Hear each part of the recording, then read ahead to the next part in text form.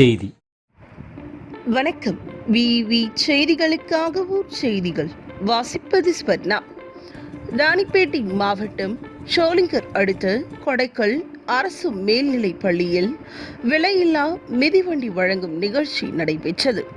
இந்த நிகழ்ச்சிக்கு பெற்றோர் ஆசிரியர் கழக தலைவர் புல்லட் சேகர் தலைமை தாங்கினார். ஊராட்சி மன்ற தலைவர் பெரும்காஞ்சி ஹேமச்சந்திரன், காங்கிரஸ் கிழக்கு ஒன்றிய தலைவர் கார்த்தி ஆகியோர் முன்னிலை வகித்தனர்.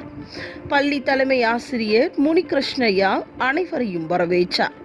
இந்த நிகழ்ச்சிக்கு சிறப்பு அழைப்பாளர்களாக ஷோலிங்கர் சட்டமன்ற உறுப்பினர் AM முனிரத்தினம் அவர்கள் கலந்து கொண்டு 104 மாணவ மாணவிகளுக்கு தமிழக அரசின் விலையில்லா மிதிவண்டியை வழங்கி சிறப்புரை ஆற்றினார்.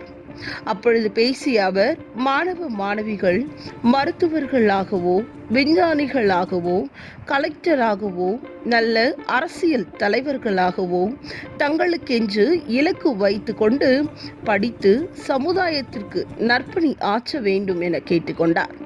அப்பொழுது காங்கிரஸ் நகர தலைவர் கோபால், மாவட்ட ஊராட்சி குழு துணைத் தலைவர் நாகராஜ், மாவட்ட கவுன்சிலர் கிருஷ்ணமூர்த்தி, மத்திய ஒன்றிய செயலாளர் பூர்ணசந்தர், ஒன்றிய குழு தலைவர் கலைக்குமார், ஒன்றிய கவுன்சிலர் நதியா மதன்குமார் மற்றும் உதவி தலைமை ஆசிரியர் பிச்சாண்டி உள்ளிட்ட ஆசிரியர்கள் உட்பட பலர் கலந்து கொண்டனர்.